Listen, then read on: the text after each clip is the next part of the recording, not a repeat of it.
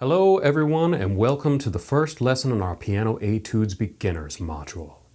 The pieces in this module are going to help familiarize you with the concentrated techniques that etude-style pieces often employ.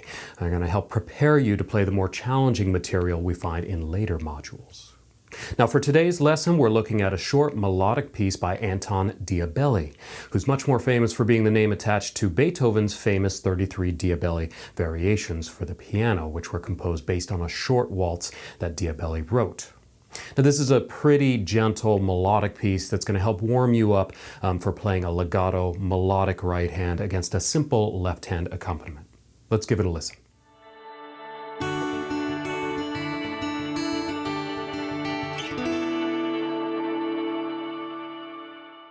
So throughout this course, we'll typically take a look at the overall score before we dive into the details. And this is a fantastic learning practice that you should try to use basically on any piece you're not sight reading.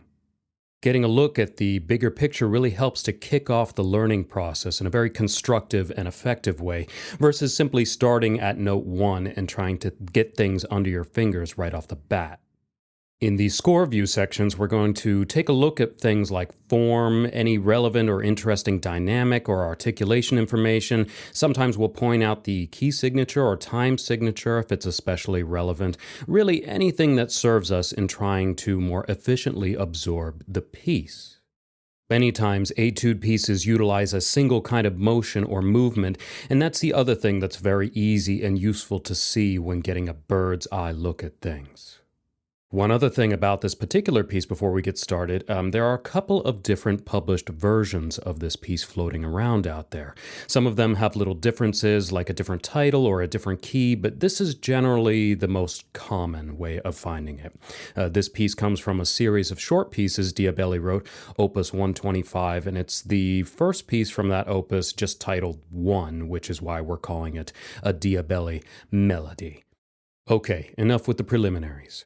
This is a 4/4 piece in the scale of C major, and you'll notice that we start this high on the keyboard with a treble clef in both upper and lower staves. That lowest note in the left hand is, you'll hopefully recall, middle C. Looking at the form of this piece, you can use the slurs to help you see the phrases. We start with 2 short up and down phrases between measures 1 and 2 and 3 and 4, and then get a longer phrase between measures 5 and 8. This is a pretty little 8-bar question and answer form, with the first 4 measures posing our question and the second giving us our answer, which ends in measure 8 with that nice feeling of completion. We'll see quite a bit of this. This is a very reliable way of creating a musical structure, and it's really all over the place.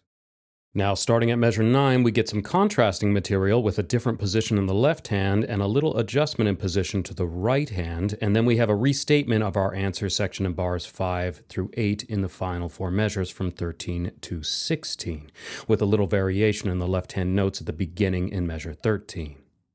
Notice also the repeat surrounding each section. The convention these days is to take the first repeat and skip the second, but since this piece is so short and you're using it to learn with, you might want to just take both of the repeats, as I did in the playthrough.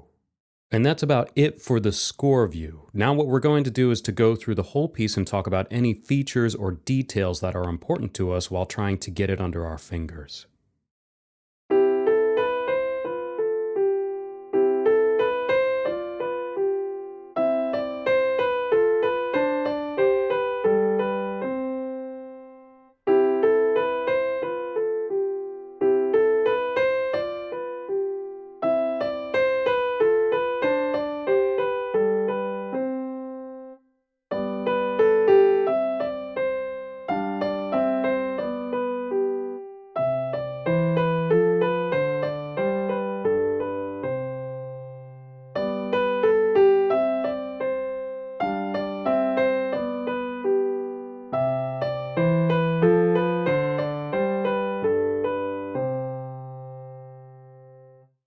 Thanks for watching this lesson from Liberty Park Music.